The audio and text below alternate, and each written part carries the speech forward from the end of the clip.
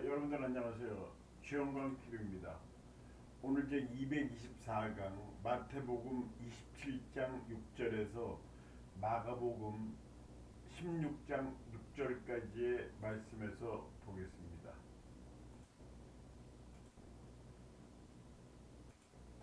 처음에 나오는 한자어는 성전고입니다. 마태복음 27장 6절의 말씀 읽어드리겠습니다. 대제사장들이 그 은을 거두며 이르되 이것은 핏값이라 성전고에 넣어둠이 옳지 않다 하고, 자, 성전고라는 성전에 있는 창고를 얘기하는 거죠. 특별한 말은 아닙니다. 성전은 거룩할 성자죠. 자각성지 이렇게 예문을 들어야 되는데, 자각은 스스로 느끼는 거죠. 성지는 그걸 깨닫는 거예요. 그러니까 남의 힘을 얻지 않고 또 남의 도움을 받지 않고 스스로 거룩한 그런 것을 깨달았다, 그런 뜻입니다. 자각성지. 저는 대궐전자죠. 복마전. 많은 마귀죠. 마귀가 숨어 있는 대궐이다. 이제 권력기관 같은 데는 뭐 여러 가지 그런 마귀들이 있다고 그래요. 그 마귀가 뭐냐면은 서로 이제 헐뜯고 그러는 거죠. 권력기관이니까 우리나라 이제 옛날 청와대를 생각하면 됩니다. 지금 뭐 대통령실이라고 바뀌었죠. 청와대가 이제 그랬다는 거죠. 겉으로는 평온해 보이지만 그 속에는 별의별 암투가 다 있습니다. 이제 권력 쟁탈이 일어나고 그런 데죠. 복마전, 마귀가 숨어 있는 대궐이다. 그런 뜻이고, 고자는 창고 고자인데 창씨 고씨. 옛날 중국에 창씨하고 고씨가 있는데 굉장히 사이가 좋았다고 그래요. 그래서 이 사람들이 서로 이제 창고를 지키는 일을 했는데, 하여튼 이 대를 이어가면서 굉장히 이 사이가 좋아서 집안끼리도 사이가 좋고, 그래서 그 말이 유래가 돼갖고 창씨 고씨 그렇게 됐답니다. 다음 한자어 청원입니다. 마태복음 27장 11절 말씀 읽어드리겠습니다.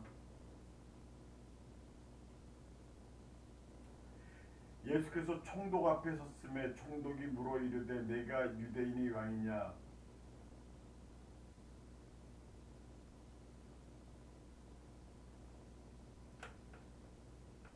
15절입니다. 15절 말씀입니다. 명절이 되면 총독이 무리의 청원대로 죄수 한 사람을 놓아주는 전례가 있더니, 그래서 명절 때가 되면 이런 전례가 있었답니다. 무리의 청원대로, 무리가 청원하면은 죄수 한 사람을 놓아준다. 이 청자는 청할 청자죠. 원자는 원할 원자. 여기 부형청죄라고 되어 있는데, 형은 가시형자예요. 가시를 지었다. 이 부자는 사람이 이 어깨에 지는 거, 등에 매는 걸 그걸 부라고 그러죠. 청죄. 그러니까 이 사람이 죄를 알았어요. 자기 진 죄를 느끼고 이 가시덤불을 등에 지고 자기 나를 벌해달라 하고 자기 죄를 마땅한 죄를 내려달라, 그런 뜻입니다. 부영 청죄라는 뜻은 그런 뜻이에요. 여기 재수 발원, 이제 우리가 뭐 재수가 있니 없니 그런 얘기하죠. 그 재수가 돈 재자, 재물 재자예요. 그러니까 재수가 있다 없다. 그러니까 뭐 돈벌이가 됐다 안 됐다. 안데 요새는 뭐 꼭 재수가 있다는 말을 그렇게 안 쓰고 뭐 운이 없다 좋다 이런 게 쓰죠. 그래서 이건 사실 불교 용어라고 그래요. 재수를 바라는 그런 기도를 드린다. 불교도 이제 기도를 하죠. 모든 종교는 다 기도가 있습니다. 그런 뜻입니다. 다음 한자 보겠습니다. 홍포. 마태복음 27장 28절의 말씀 보겠습니다.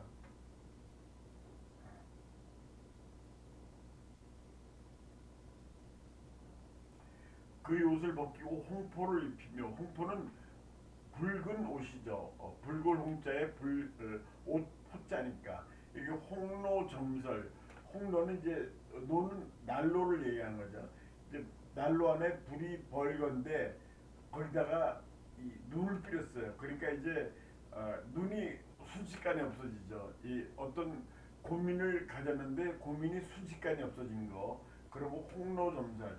어떤 기도를 했더니 은혜를 받아가지고 그런 자기 고민거리가 없어졌다. 뭐 그런 때도 그런 경우에도 우리 쓸 수 있는 말입니다. 홍로점절. 그다음 페포파립은 이 포는 입는 옷인데 옷이 아주 헤어졌어요. 옷이 덜렁덜렁해졌죠. 파립은 이 립은 사람이 머리에 쓰는 갓이에요. 갓은 막 틀어졌습니다. 그러니까 헤어진 옷에 틀어진 갓을 썼다. 그러니까 굉장히 어려운 사람의 모습을 얘기하는 겁니다. 예. 다음 한쪽 보겠습니다. 경비병 마태복음 28장 11절 말씀 보겠습니다.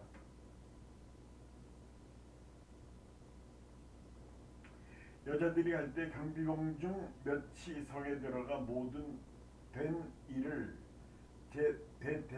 대제사장들에게 알리니 경비병 말 그대로 경비하는 사람이죠. 어떤 조직을 지키는 사람, 경비병. 그런 군인을 얘기하는 거죠. 경세훈민. 경세는 세상의 경계를 올리는 거예요. 훈민은 백성을 가르치는 거죠. 우리 훈민 정문도 백성을 가르치는 바른 소리 그랬죠. 그러니까 이제 세상의 경종을 울리고 백성을 가르친다. 그런 뜻입니다. 상비군은 이제 예비군의 반대 개념이죠.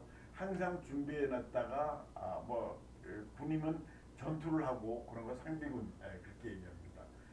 그다음에 용병 여신은 이제 어떤 장교가 사람을 쓰는 거예요. 용병한다고 그러죠. 여신 신같이 그러니까 사람을 굉장히 잘 쓰는 거예요. 저쪽에서 어떤 군사가 나오면 그 군사의 특성에 맞게 또 대항군을 꾸리고 하는 게 그런 장군 그런 사람을 용병 여신의 재주가 있다 그렇게 얘기를 합니다.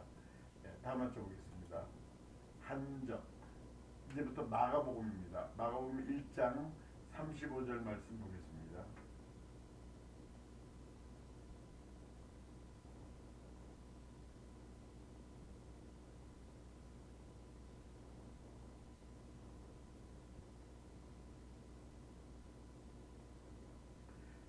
새벽 아직도 밝기 전에 예수께서 일어나 나가 한적한 곳으로 가사 거기서 기도하시더니 예수님이 이제 새벽 기도하셨다는 것은 잘 알려진 얘기죠. 한적한 곳. 이 한적한은 한자는 한가하다. 적은 고요할 적자입니다. 그러니까 한가하고 고요한 곳에 거기가 기도하기 좋겠죠. 그래서 이제 사무한시는 일이 없이 몸이 편안하다 그런 뜻입니다. 근데 이제 이런 거는 좀 한직이라고 그러죠. 일도 없고 몸도 편안한 거. 사실 이제 발이 바빠야 입도 바쁘다 그런 얘기가 있습니다. 할 일이 많아야지 이제 승진되고 일도 바쁘고 월급도 많이 받고 뭐 그런 뜻이겠죠. 정막강산 우리 그런 얘기 많이 해요. 정막강산이다.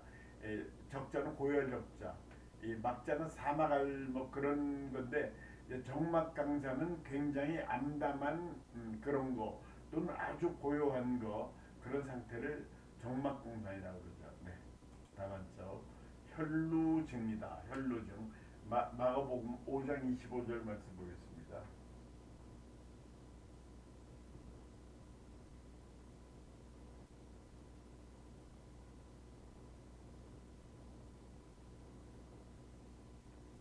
열두해를 혈루증으로 알아온 한 여자가 있어. 이제 혈루증은 피가 새는 거죠. 피가 흐르는 거죠. 루자는 셀 루자니까요. 혈자는 피혈자, 이혈세혈. 그러니까 피로서 피를 씻는다. 이거는 이제 두 가지 뜻이 있다고 그래요. 그렇게 험한 전쟁을 얘기하는 거고요. 그러니까 피를 씻을 정도로 굉장히 전쟁이 험한 거. 아니면 친족 간에 아주 피 튀기는 싸움이 나는 거. 예를 들면 재산 싸움이죠. 그거를 이혈 세혈 경지다 그렇게 얘기합니다. 이혈세혈. 이혈치열은 많이 들어봤죠. 이혈세혈이라는 말도 있습니다. 자, 상노하수. 이 위에는 우루 비가 새는 거예요. 밑에는 습게 차고. 그러니까 이거는 굉장히 어려운 사정을 얘기합니다. 집안 사정이 어렵다 하는 거. 상노하수 그렇게 얘기합니다. 그 다음에 무화지증은 병명을 알 수 없는 그런 병. 지금 이게 신약 시대인데 신약 시대는 물론 지금도 요새 세상에도 병명을 알 수 없는 그런 병이 있대요. 그래서 이제 어떤 학자가 이 병을 전부 다 지금 우리가 알고 있는 병이 14,240가지라고 하는데 지금도 새로운 병이 계속 생겨나고 있답니다. 그러니까 뭐 신문 보면 가끔 그런 거 나오죠. 병명을 알 수 없다 하는 그런 얘기가 나옵니다. 예. 참 무서운 세상인가요? 골치 아픈 세상인가요? 그렇죠. 예. 다 맞춰보겠습니다. 힐란 마가복음 8장 11절 말씀 보겠습니다.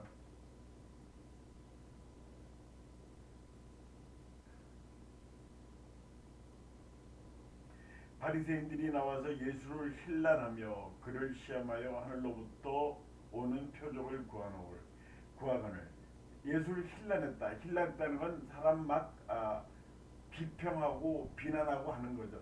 힐자는 물어본다는 그런 힐자. 여기 힐문 그랬는데 물어보고 물어봤다. 그러니까 뭐 어떤 사람이 잘못했는지 모르지만은 계속 따지고 드는 거 그걸 힐문이라고 합니다. 그 다음에 나는 어려울 난자죠. 중구난방. 중구난방 얘기 많이 쓰죠. 중구는 많은 사람들의 입이에요. 그러니까 사람들이 하도 말을 많이 해서 방어하기 어렵다. 어려울 난자죠. 그러니까 이 사람이 이 말하고 저 사람이 저 말하고 그러니까 입 달린 사람은 다 얘기를 했다. 그래갖고 참 힘들다 하는 그런 지경을 중구난방 그렇게 얘기를 하죠. 예. 다만 적으겠다. 경련 마가복음 9장 20절 말씀 보겠습니다.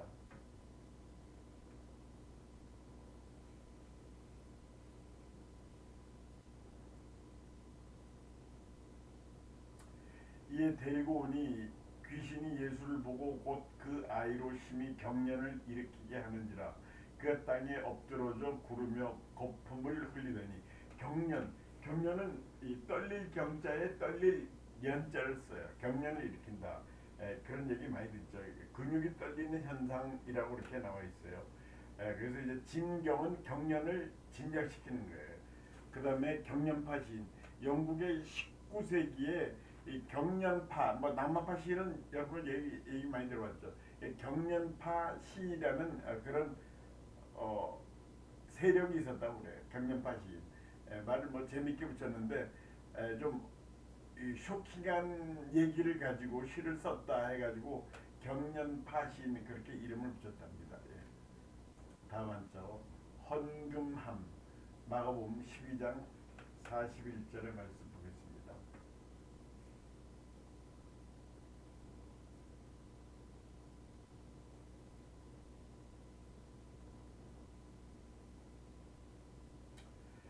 예수께서 헌금함을 대하여 앉으사 무리가 어떻게 헌금함에 돈 넣은가를 보실세 여러 부자는 많이 넣는데 하고 이제 헌금함은 이제 헌금을 하는 그런 함이죠.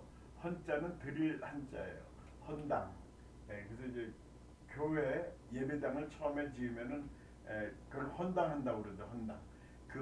금구오금 금 같은 입에서 나오는 구슬 같은 소리. 그래서 이건 임금님의 말씀을 금구오금이라고 그럽니다. 꼭 임금님 말이 아니더라도 굉장히 귀한 사람들의 말씀 금구오금 한마디 한마디 귀하게 말씀하시는 분들 있죠. 예.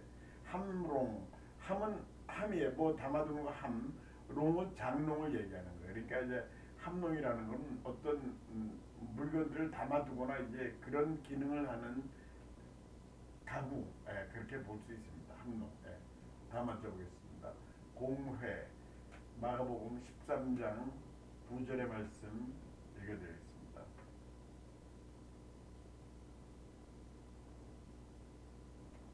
너희는 스스로 조심하라. 사람들이 너희를 공회에 넘겨주겠고 너희를 회당에서 매질하겠으며 이렇게 나오는데 공자는 이제 공변할 그런 뜻이죠.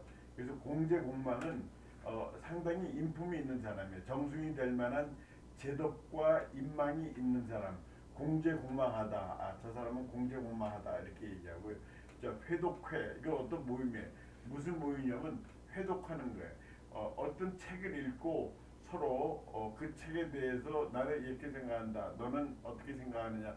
서로 이제 토론하는 그런 모임이 있습니다. 지금도 있어요. 우리 사회에.